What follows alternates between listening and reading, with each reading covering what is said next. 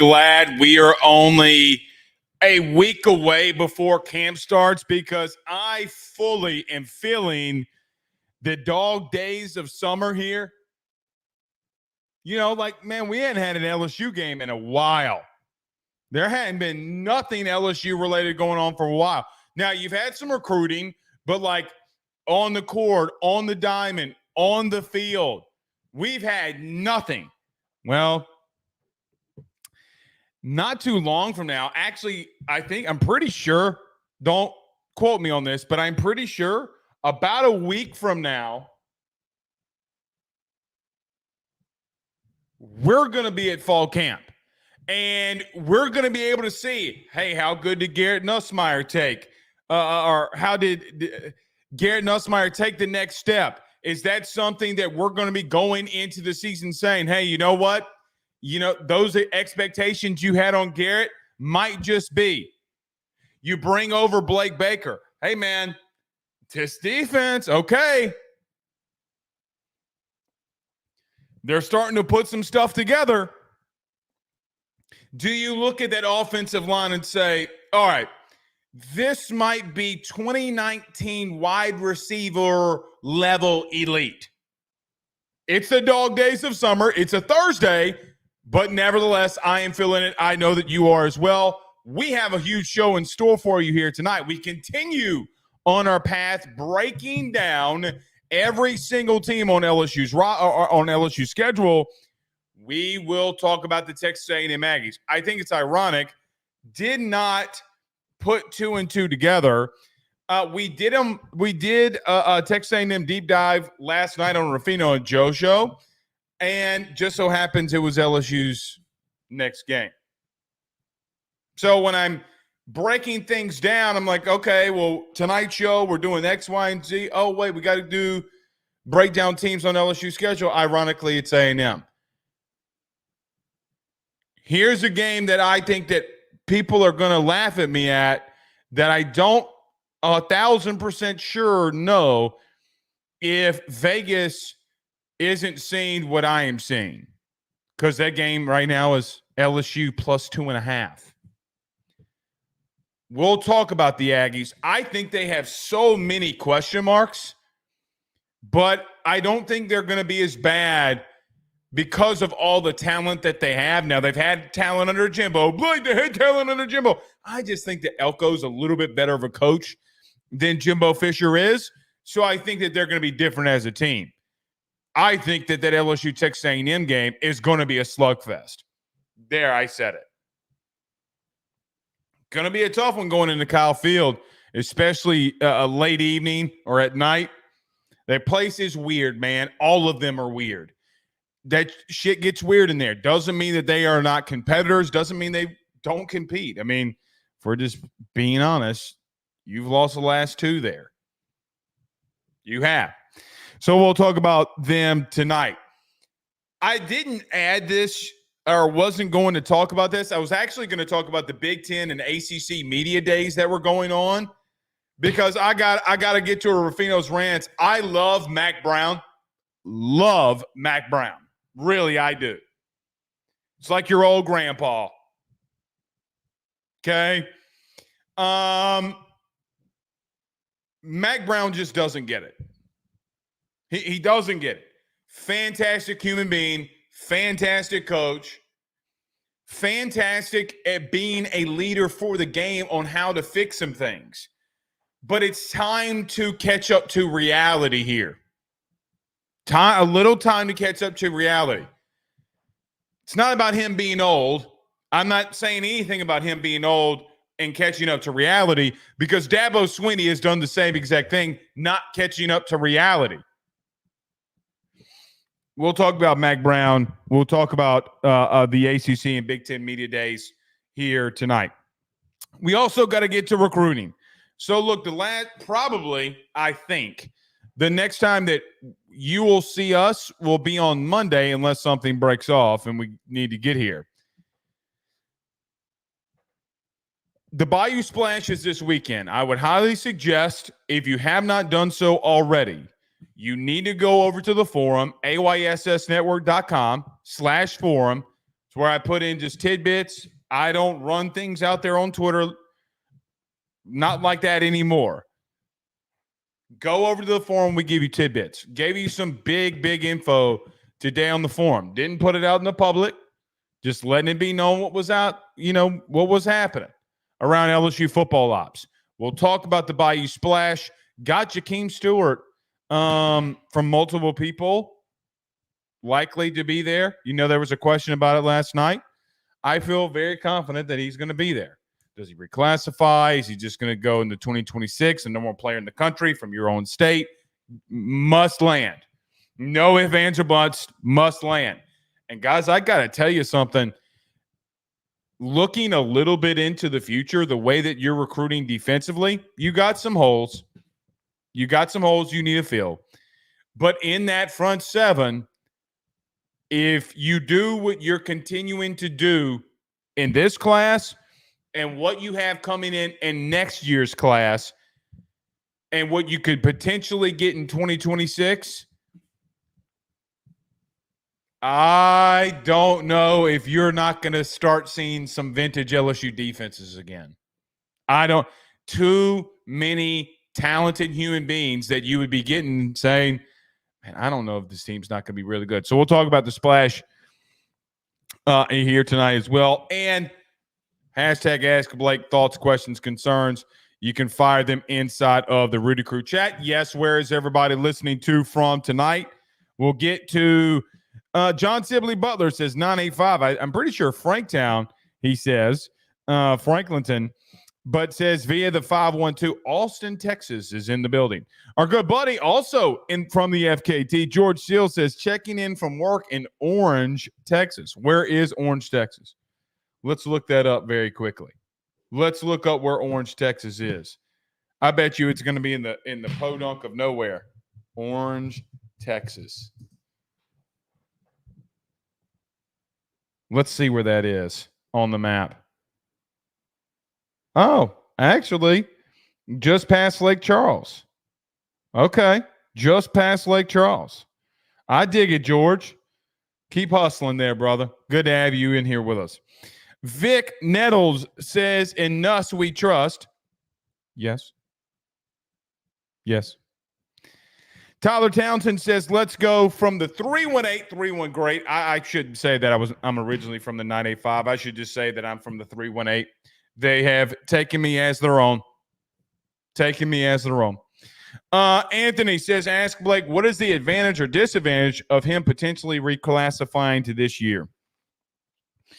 I mean, just getting him here a year sooner. I mean, you would put him together potentially with you got a good guy on the defensive line. You have a 5-star in DJ Pickett. That would be the benefit. And you need D-line help. Look, if I am advising the kid, if I'm advising him, I would not reclassify. I know that there could be money things tied to that. I am not telling him to reclassify. Learn, develop, get better, be the number one recruit going through 2026. Sometimes patience is a virtue. I will also say, LSU included, the longer you wait, the more your number's going to go up. So, guys, I'll just be real with you. The things that I have heard and the stories that I've heard and the things that I have learned about NILs from 2020 when we were covering this team all the way to now. Kids, when you start waiting, your money starts increasing on what teams are going to give you. I actually, for the big dogs, now Don McKinley did this, and he was smart enough to do this, and Gabe Relevert a little bit. They waited to sign in February, as an example. More kids might need to do that, man. That's all I'm saying. I would just tell them to reclassify, or not to reclassify, excuse me. Richard Manning's in the 318. Thank you so much for being here. Adrian Bailey says Orange is by Lake Charles. How about that? Yeah. Jack says he's in Covington. The 985 is in the house. Hope our D-line looks good in practice. I do too. I do too. Believe you me. Jamie Post is in Winston-Salem, North Carolina. Go Tigers, she says. Good to have you in here with us tonight. All right, let's get rolling. I got to talk about this Connor Stallions thing very quickly, though. Have y'all seen that Connor Stallions is coming out with a documentary on Netflix? This is why I love college football, because there's always action happening. You know, Netflix paying Connor Stallions whatever they're going to pay him to make a documentary about what happened last season. And another reason why I love college football is you have an Ohio State account on Twitter. I reshared this. I'm not going to pull up the video that this man got because I don't want to get hit with copyright. But they have literal Buckeye fans going through game film against them, showing Connor Stallions saying what the play was going to be, and Michigan calling the perfect defense to stop it. Buckeye Scoop on Twitter was who posted the video. I pray to God that this Connor Stallions thing is like, I hope we get deep details. I hope we get a 5-episode, 10-episode type of deal. The Johnny Manziel, what we got, like 4? Okay. I mean, basically the whole Johnny Manziel thing was me just knowing what I pretty much already knew. No deep, dark secrets there. I hope this Connor Stallions Michigan thing goes crazy. Why would you do a documentary if you want to stay in the game, though? I mean, not like anybody would probably hire you anyway because of how you cheated. You'd always get tagged with that cheater label. Maybe he just doesn't have an option. Maybe he's capitalizing on things now. Maybe Netflix wants to give him $5 or $10 million, and he's like, you know what, man? I can go work in the NFL somewhere. Harbaugh will hire me, or somebody will hire me. Let me hire an agent. If I get $10 million, I have time and cushion, all that shit. Smart play by him, but it is what it is. The fact that Michigan last year, though, literally had Connor Stallions in the DC's ear telling him what play was coming and them calling a perfect defense really makes me wonder about them a season ago. It honestly makes me wonder about, or 2 seasons ago at least, it really makes me wonder if they didn't already have things out for Ohio State and utilize them when Connor Stallions wasn't there a year ago. Like, did they already have things implemented and they knew the signals? I mean, it's Spygate all over again in a lot of ways. It's Spygate. Harbaugh learned from Belichick on how to steal signs, how to steal things. Master class on how to win, I guess. But final thing here, if you think that Connor Stallions in Michigan did not cheat, after you legitimately see footage of Connor Stallion telling the DC what was coming, and then they call a perfect defense to stop Ohio State in the red zone, I don't know what to tell you. Buckeye Nation has it. We retweeted it, all that stuff too. Absolutely crazy. Absolutely crazy. Chili says 2 1/4, the 225 babies. Didn't give me that time. And the big raggedy Jigga City, don't skip me, Blake. I didn't skip you. All right, let's get rolling. Everybody hit the like and share. Share to all those groups. If you're on Facebook, share to all those social media pages. You're watching us, listening to us on YouTube. Like, subscribe, notification bell, wherever you listen to podcasts. Rate, review, and subscribe. Let's talk about all of our good sponsors here. We'll come back. We'll break down some crazy things happening in college football with these media days. We'll talk about A&M, how I think they match up with LSU later on, and we got to talk recruiting, the Bayou Splashes this weekend. We'll get to it. Stay with us. BetOnline is the fastest and easiest way for you to wager on all of your favorite sports, contests, events with the first-to-market odds and lines. Find reviews for all the news for each league, including Major League Baseball, NFL, NBA, NHL, combat sports, college sports, esports, and even golf. BetOnline continues to be the top online resource for all of your sports information for live in-game betting, props, and futures. Head on over to BetOnline today and use your mobile device to join and make your first sports bet. Use our promo code BELIEVE50, that's BELIEVE50, BLEAV 50, to receive your 50% off welcome bonus on your first deposit. That's betonline.ag, betonline.ag. He will sell your house and find you a new. Well, Tyler's the man, he's here for you. If you want to buy or sell, well, it's not too late.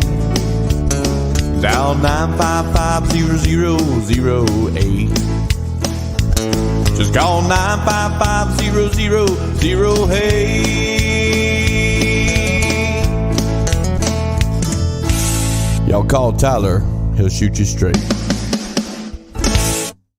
Louisiana is unique. The food, the festivals, even the bugs. No, not mud bugs. Unwanted bugs like these. The ones you don't want crawling in your home or business. Trust the Shield from J&J Exterminating. We've been protecting Louisiana homes for over 50 years, earning the trust of our clients because we deliver what we promise. Protect your home from pests. Get the Shield from J&J Exterminating. J&J Exterminating. Yeah.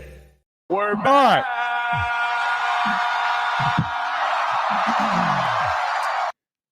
I think it's hilarious that you have people in media out there like this Alex Sims. Alex Sims TV apparently is her handle on X. She's a former sports anchor, award-winning journalist, Heisman voter, which pisses me off. Retired ballerina, fantasy football addict, SU graduate, The Orange. And she puts out there that I imagine being a wife by now in her life. I'm not even a girlfriend yet.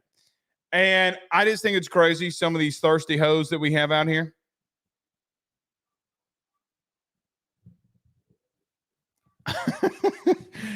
She's probably a great woman. She's probably a great woman. I need to strike that from the record. Be yourself. Don't shun others. I hate when I see posts like that. Drives me insane. It is funny. I know she's probably trying to make it a joke. It is funny. She's not a hoe. I'm just forgive me. Forgive me. All right. It's a joke. Take a joke. I've made jokes like that. I used to make a lot of jokes like that in the past, and I'm not ever coming back here. I'm not ever coming back here. You call that poor girl a hoe. It's a joke, man. It's just a joke. Y'all be chill. All right.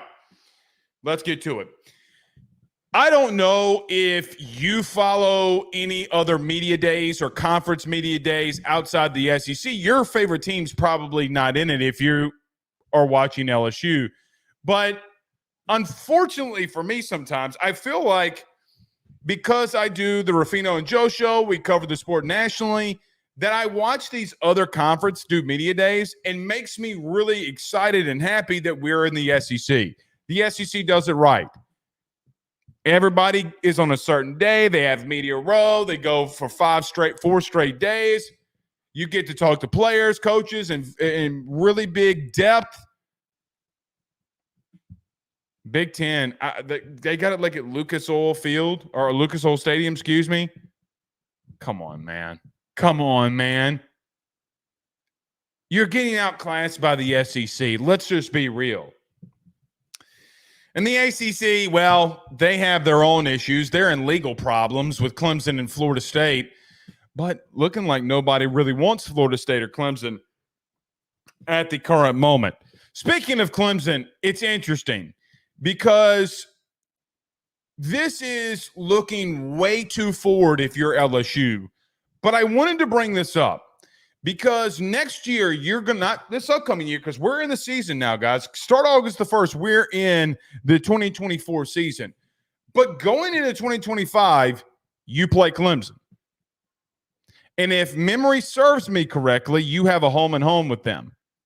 You go to them, year one, they come to you, year two, And Dabo Swinney had something very interesting to say. Because, I know that looking at Clemson's a far way out. But there's always been a discussion about Dabo Swinney and maybe why his program has taken a little bit of a step back. Because since the transfer portal has been enacted, Dabo ain't gone in the portal and gotten players. So you want to know why Clemson? If you want to look at a case test of what not going in the portal looks like, it might just be Clemson to some extent. But it's interesting if you're an LSU fan. Let me tell you why. Because I feel like that you can only go so long without not going into the portal. And at some point, Dabo's narcissism is going to break if they hold on to him long enough, or he's just going to be hard-headed like Les, and it's going to be his downfall. But Dabo Swinney today was asked about why he doesn't utilize the transfer portal, and he says, I'm not anti-portal. I'm pro the young men. Stop right there. No, you're not. You're saying that because you think it makes you sound cool. When you recruited back in the early 2000s, you can say that. Something to this effect. I'm pro young men. No, you're not. You're about pro winning. That's all that you're about. You wouldn't have taken the Herb Street kids. You wouldn't have taken your own kids on the team so that they could be a part of winning. You know that, and I know that. He goes, I love these talented young men that I believe in our team and that they believe in me, that believe in Clemson. That's the kids that I want.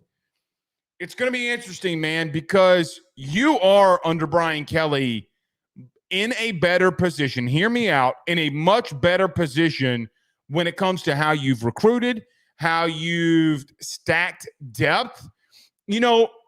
It's interesting because when we look at Brian Kelly versus like a Dabo, BK will go in the portal. He's recruiting at a very high rate. And at some point, you're going to start hitting on all of these talented recruits. You're going to start hitting big on everything that you're doing in your program when you recruit like that.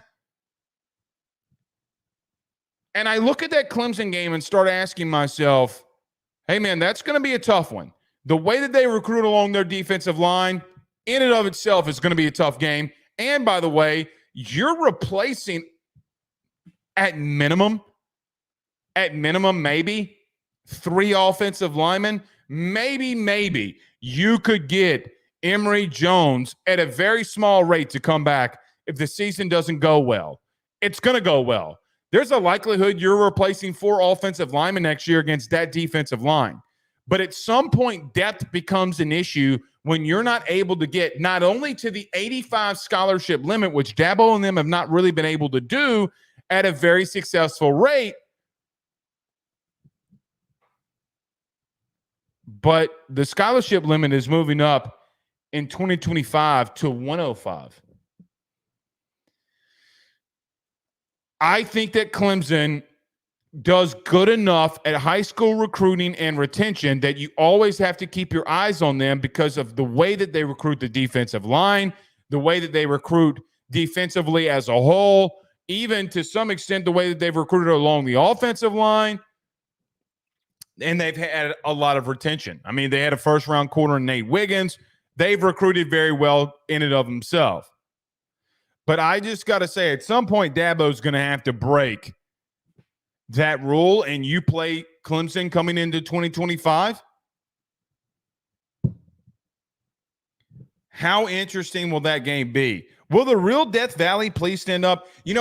I didn't think that I would be making 2 Eminem references this week, one with Joe Burrow's haircut that he said I just got bored with.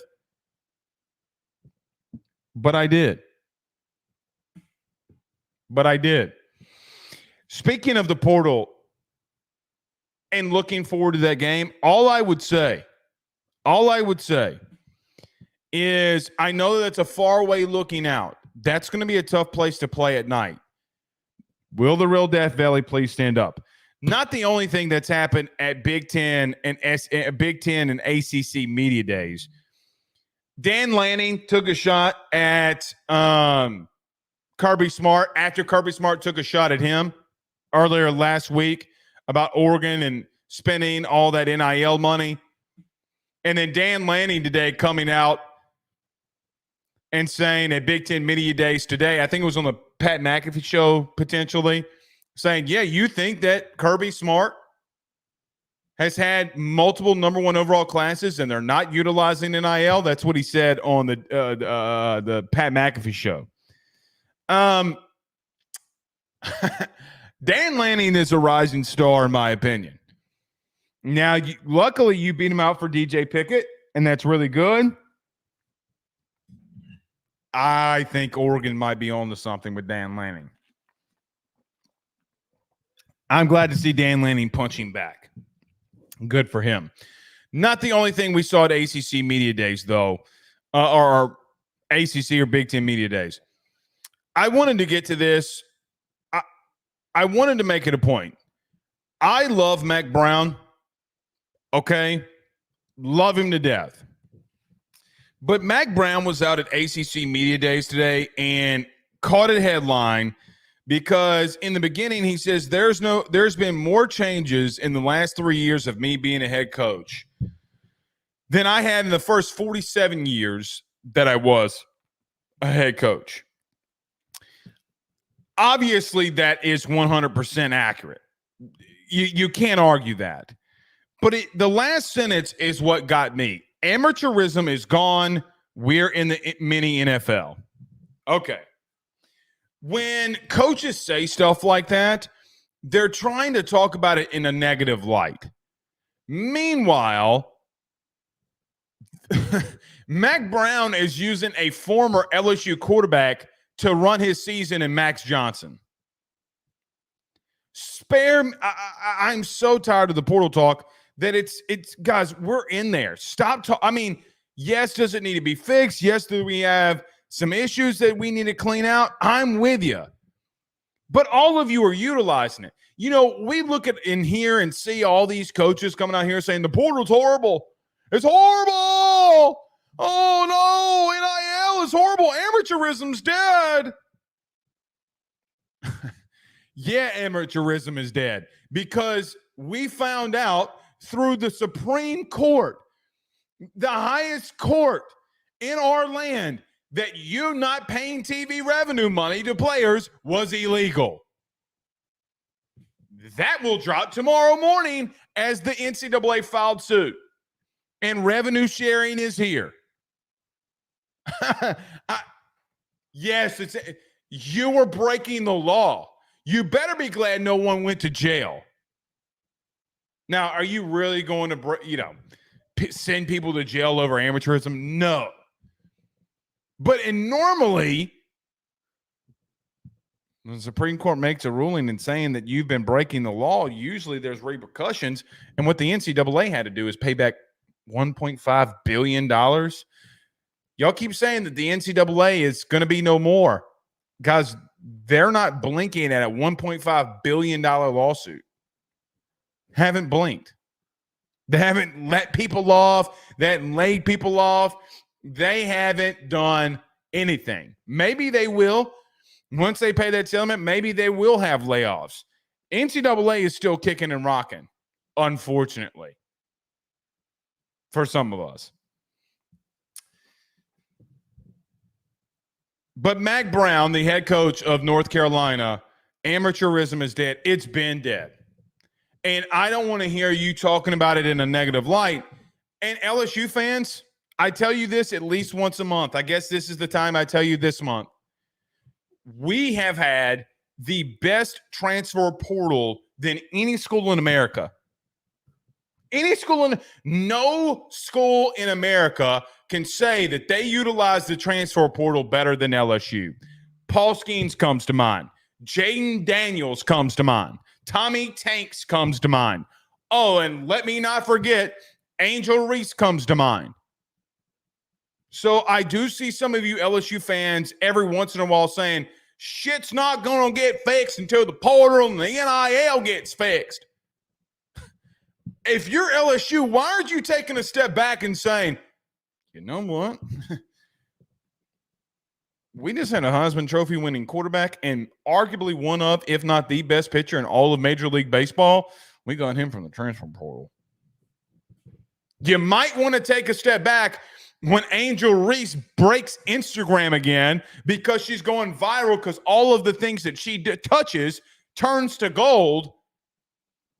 Maybe you want to shut up and say, hey, man, that's recognition for LSU.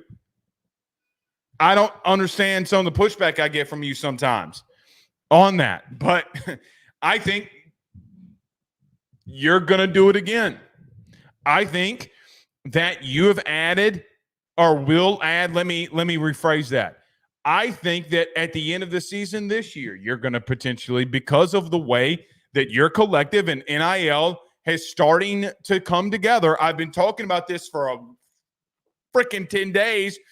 Now that things have come together, you might want to be quiet about the portal. Might want to be quiet about the portal. Schools like North Carolina are having problems and issues. You are not. I'm glad you're now organized to do it. So that is around the country of college football. I thought it was too big not to get to it. You know, the three big things that happened in college football this week. So we did. All right. Before we get to a break, and Tyler Townsend brings up the ultimate one, the guy that's in the picture behind me. He says, Joe Burrow, too. I know he was a grad transfer, though. It's the only reason why I leave out Burrow is because every time I say, well, Joe Burrow was in the early transfer portal. Remember when the portal was cool? Remember when we had the early transfer portal and grad transfers would go in there and could play immediately? Joe Burrow was a part of that. When I say Burrow from the portal, people are like, he was a grad transfer, though. He was still in the portal. So, yes, I guess you can say Jaden Daniels, Joe Burrow, Paul Skeens, Tommy Tanks, Angel Reese. Can you name me another school that's been more dominant in the transfer portal better than you? Because I can't. I can't. And to all of you out there, to all of you recruits that are out there, maybe you're committed, you're at another school. Have you seen what the portal has done at this place? See, it's funny. When you came to LSU early in your high school career and you made a decision to go somewhere else, you're like, man, LSU, whatever, I'm going to go over here. And then you see Jaden Daniels go in the portal and come here and go absolutely bananas. Now what? You see Angel Reese going off and Paul Skeens going off. Now what? There is no young boy or man in Louisiana that doesn't look at Paul Skeens and say, man, I wish I was him. Guys, he's an Air Force pilot that can throw a 102-mile-an-hour fastball. Oh, by the way, he's got a 99-mile-an-hour splinker, the pitch that he made up. Here comes the splinker at 99. Just saying. All right. I'll get to a couple of these comments. Pegasus says, only thing remotely close would be OU with Baker and Kyler. Yeah, maybe. And they didn't even – but they had to sit, remember? They were in the early portal years when not like this. You've gone in multiple sports. You've won 2 national championships. Oklahoma ain't done shit. But to Pegasus's point, Jalen Hurts too. Jalen Hurts too. All right. Before we get to recruiting, let's get to this $9.99 super chat. Zach Rome sends $10 and says, Blake, with Javian Toviano gone, do you think we see a safety slide down to corner to add quality depth, maybe Sage or maybe Spears? Thank you for the question. I do not think that Deshaun McBride or Deshaun Spears will move anywhere. I think that, guys, I'll be real with you. He's one of the top players in your class that you got a year ago. I know that I talked about him for a long time on this show when he was in high school at Denham. The kid can flat out play, man. The kid can flat out play. He is the ultimate free safety. The ultimate free safety. You cannot move him. I don't even really think that you can put him in the box, really. I think you need to let him cover. Guys, he led the state. He broke a state Louisiana high school record of interceptions. Let the kid play center field and let him go get ball. Let him be a ball hawk back there. That is what he's been known for and what he's done. That's why he was a highly rated recruit. Sage Ryan is interesting. Man, I don't know. See, here's my thing. I don't know if you don't see, if shit goes crazy, that there's more rotation defensively from Blake Baker. If a guy gets beat and you're trying to figure things out, I think guys are going to sit. I don't know about Sage Ryan. I know that PFF came out with in 400 snaps, he didn't allow a touchdown at corner. Yes, he did. Yes, he did. Yeah, he did. I like Sage. I think he's had a very tough go of it because they move him back and forth, back and forth. But if you do want some quality depth, maybe. I mean, I don't know. I don't know what you're going to – guys, let me just say this. And, Zach, again, thank you for the super chat. I have no clue. And I have no problem telling you that I have no clue what you're going to do there. No problem whatsoever of telling you that. I would just remind you that they're going to have to throw shit at here's how I see it. I think that outside of potentially PJ Woodland, you're going to have to throw shit at the wall and see what sticks. What guy is going to step up?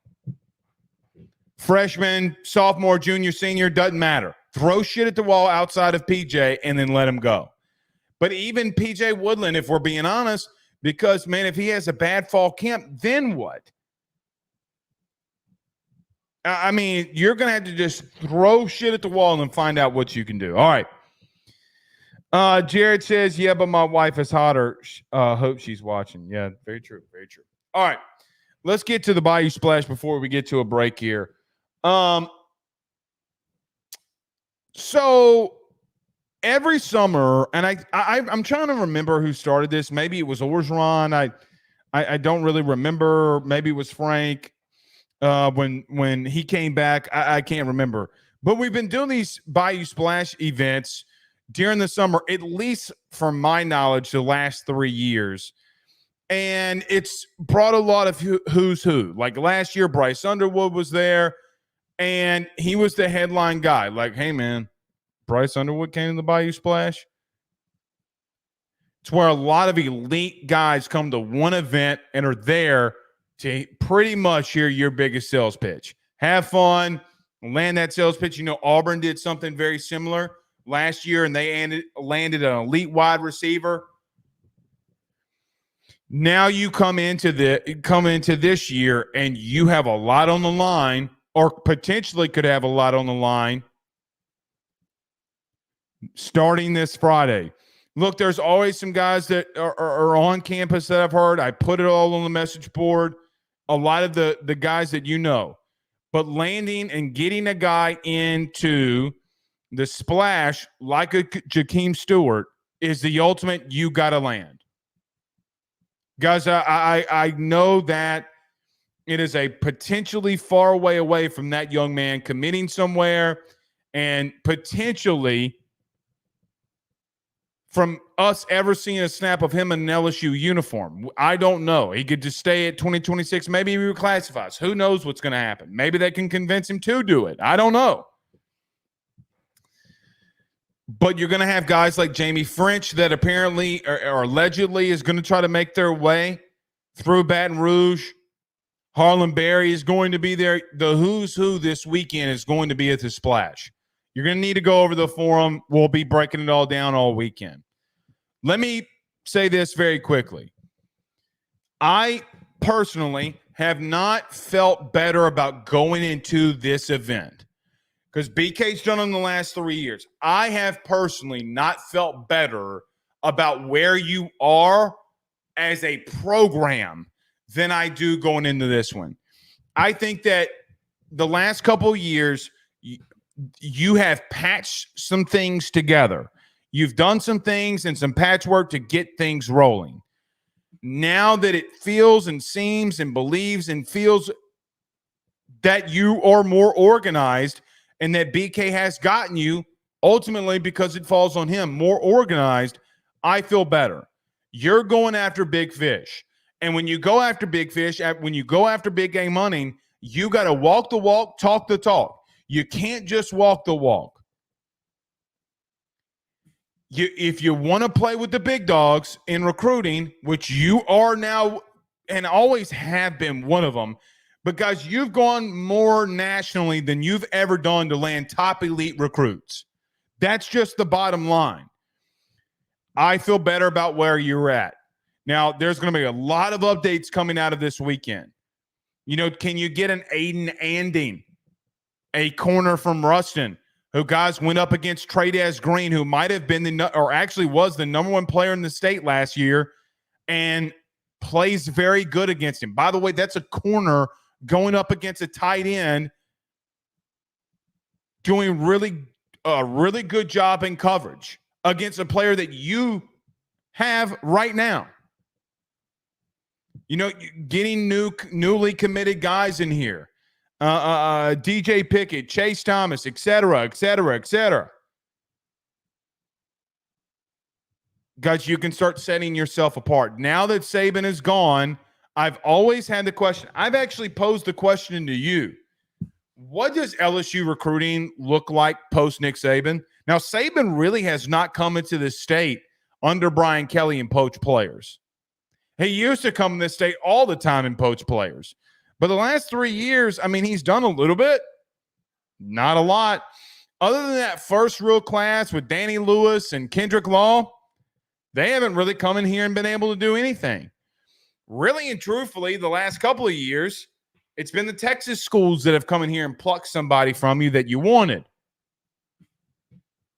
But what does LSU recruiting look like post Nick Saban? Is this what it normally will look like? Because historically, the guys that you went after heavily, and especially guys in the state, sometimes you would lose those battles to them.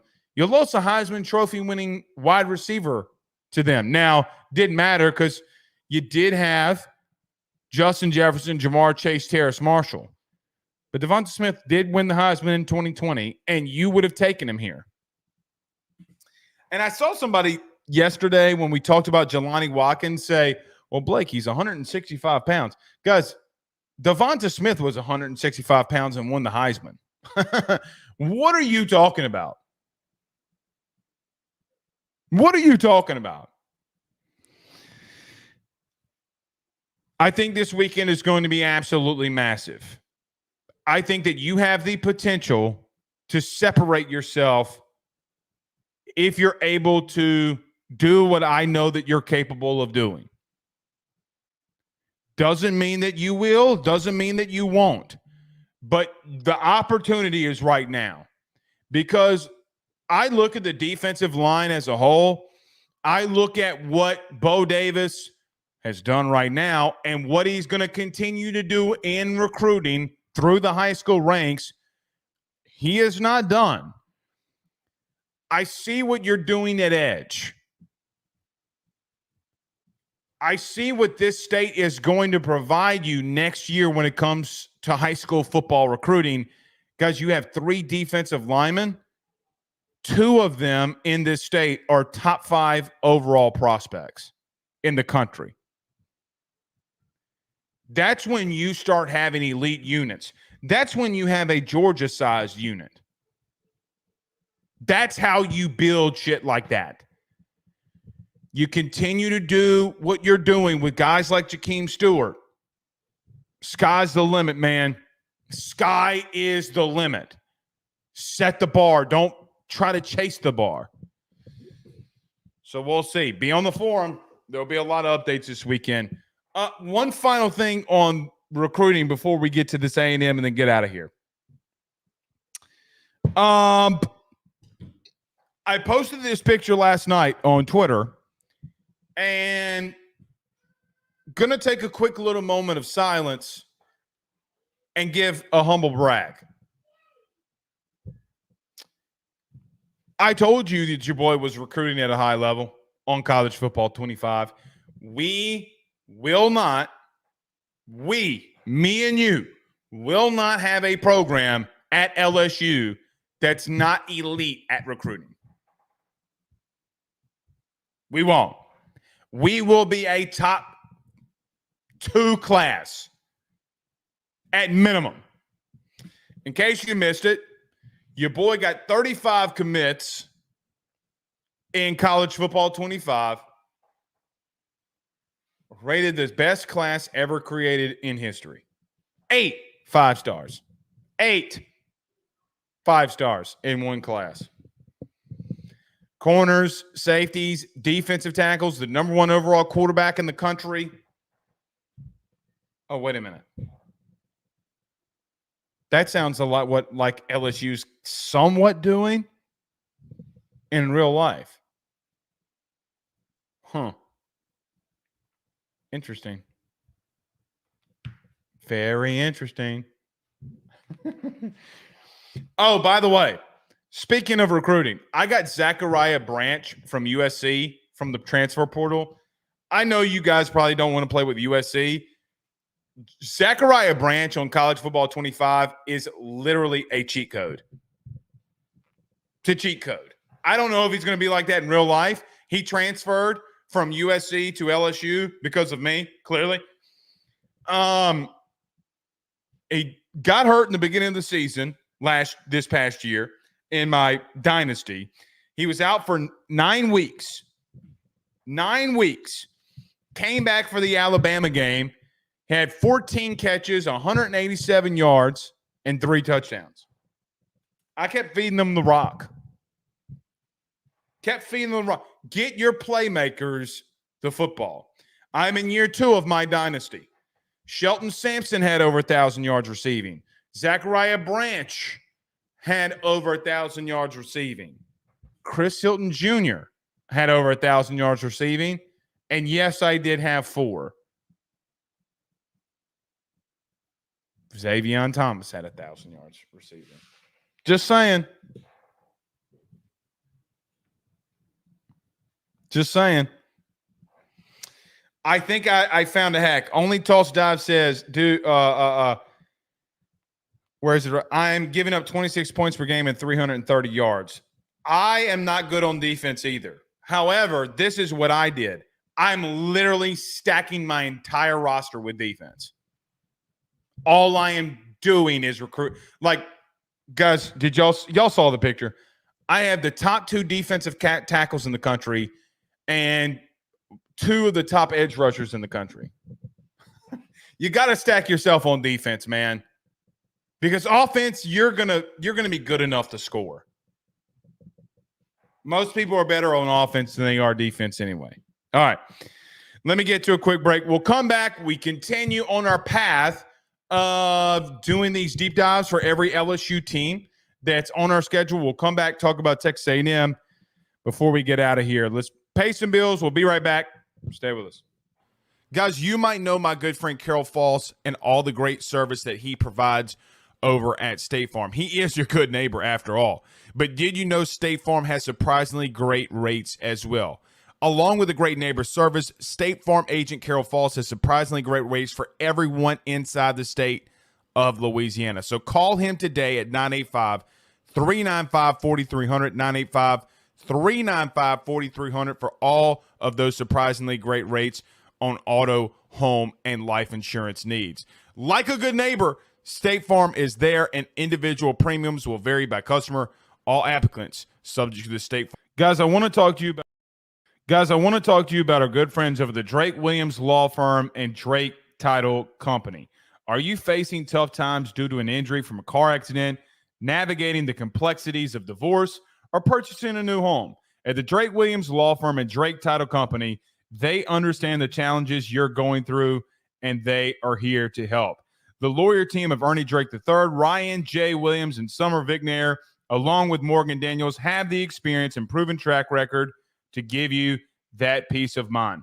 Give them a call today at 985-386-7600. That's 985-386-7600 to schedule a free consultation at their brand new office located in historic downtown Ponchatoula. They're also doing a special, the AYS special. If you're refinancing or closing on a home in Southeast Louisiana, request the Drake Title Company to handle your closing. If you mention Blake Ruffino and AYS, you're going to receive a $400 discount on title fees. Again, give them a call at 985-386-7600.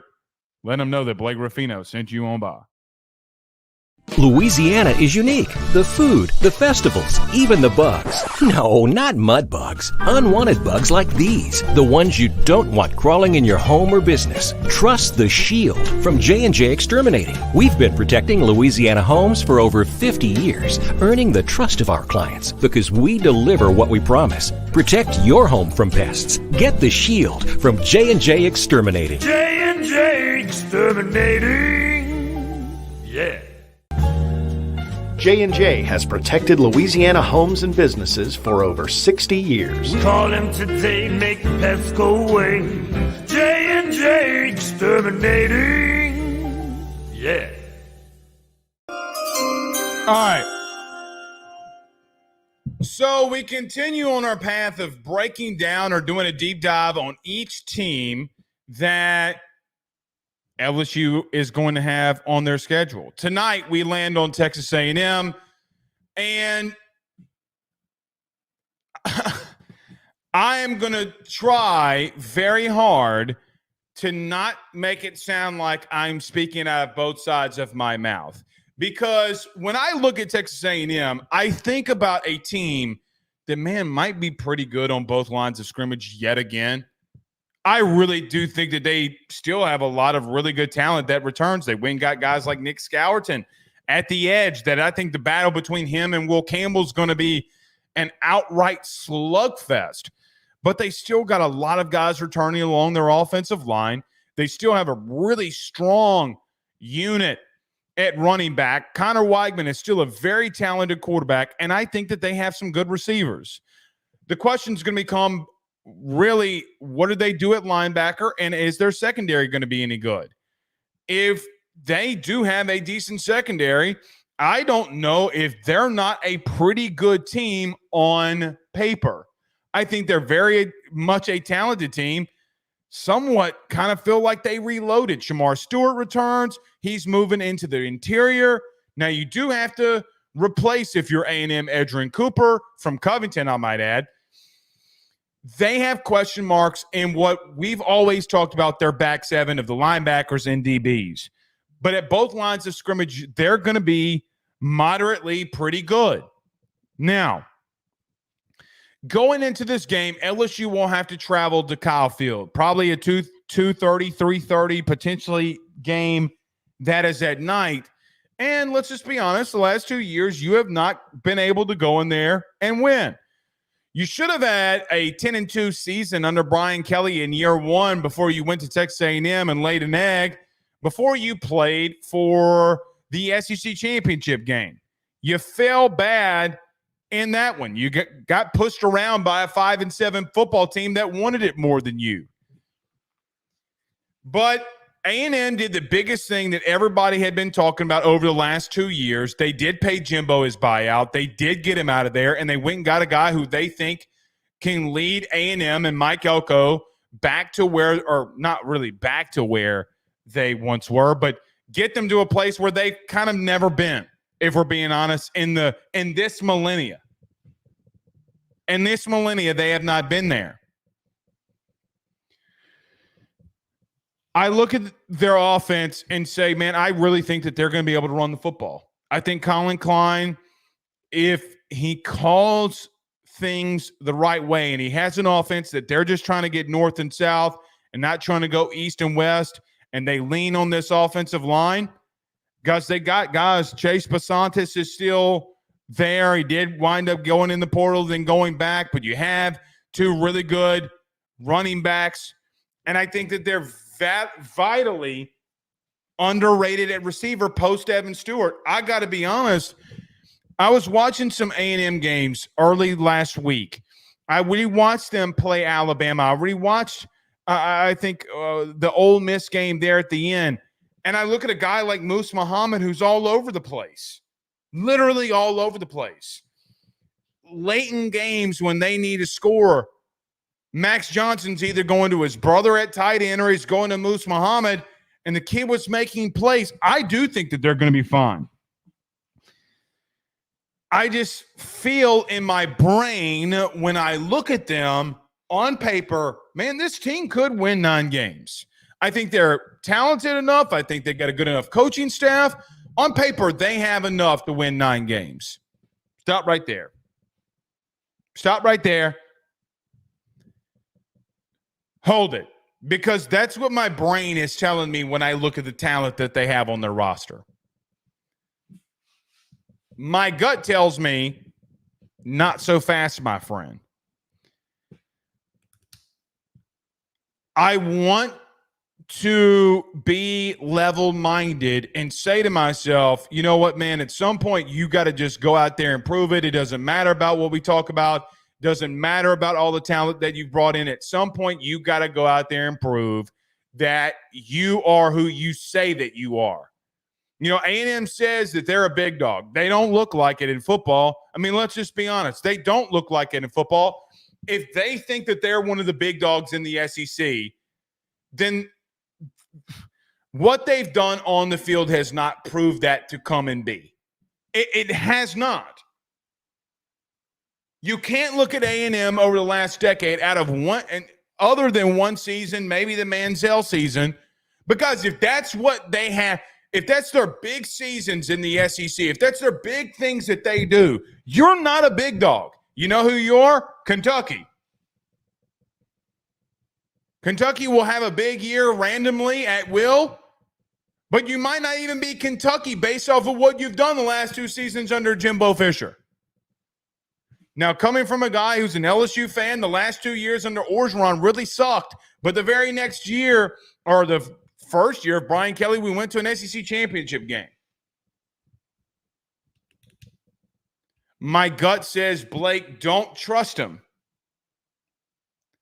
But is Mike Elko going to be different than Jimbo Fisher? Guys, he's the polar opposite. He is the polar opposite. Now, he's going to call his defense, but Jimbo had his hands in offensively. And everywhere Mike Elko has gone, they have been good defensively. Your head coach hired him. And, you know, the rumor mill, maybe he tried to hire Mike Elko when he first got here.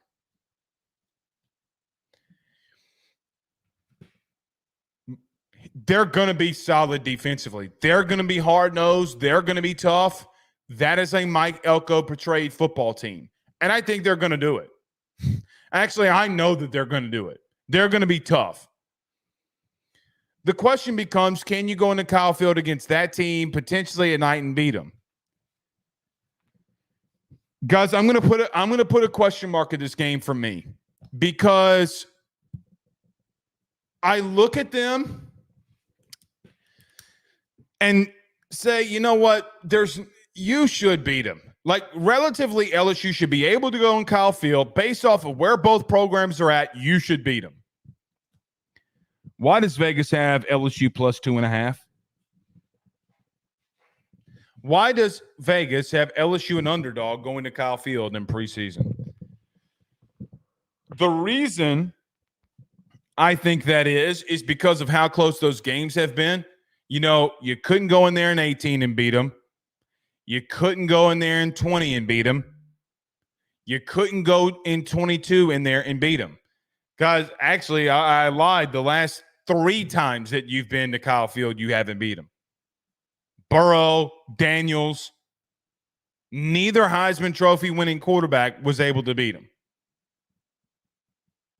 Garrett Nussmeier's been around long enough to know that. So I just think there's so many question marks.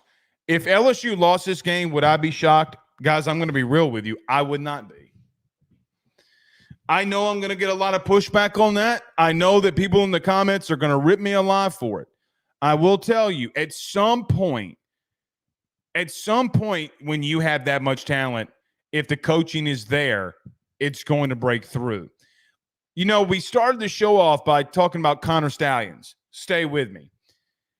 When you have good coaching and have good play calls, look at what Michigan did with cheating. But when you have a defensive coordinator that calls and an offensive coordinator that calls really good plays, you will have success if you have the talent. And A&M does have the talent. They had an upgrade at defense from strictly a play caller. They got Shamar Stewart returning. They get Nick Scourton, who's going to be potentially a top 5 pick out of the portal next year. Their secondary is young, but you went after Des Ricks, and you wanted Des Ricks, so Des Ricks can't suck right. I mean, Des Ricks sucks now because he went to another school? Is that how that works? Is that the logic that you have? And they're talented at running back. They're talented along their offensive line. I think we need to see how the season goes on. Can A&M sustain Notre Dame, of all people, going into Kyle Field and beating them? Actually, I'm going to ask you, put in the comments right now, who wins week 1, Texas A&M or Notre Dame? I want your feedback. Who wins? Put it in the comments right now. Are you 1,000% sold that Notre Dame's going to walk into Kyle Field and win? I think that could be a 7-point game. More in favor to Notre Dame because Marcus Freeman has been there and been sustained. That's game 1 from Mike Elko. There's no telling what could happen. I will remind you, Billy Napier, remember this. Billy Napier beat Utah in his first game at Florida with Anthony Richardson, and Utah was the Pac-12 champion. Anything can happen in week 1. A&M could clip the wings of Notre Dame week 1, and I would not be shocked. I would not be shocked. So we'll see. All right. Daniel Williams says he's got Notre Dame. Linda Young says A&M. Wilk says Notre Dame will get blown out. Jay White says he's got Notre Dame. A&M says Deltana. Roy says A&M. See? Tanner says A&M. So I ask you, if they're able to beat a potential playoff team, and they are going to be a potential playoff team because Notre Dame's schedule is very weak. If they beat in week 1, Gus, they can beat a lot of teams on their schedule. They can go 9-3. Oh man. See what I mean? A&M is not who you. I think it's going to be so fun. I am so ready for the freaking football season to kick off, man. I am so freaking ready. So, yeah. All right. We will see y'all tomorrow. We'll definitely see you on the forum tomorrow. So, you'll need to get over there. All right. It's been a good show. Been a good week. We'll see y'all soon. Y'all have a good one.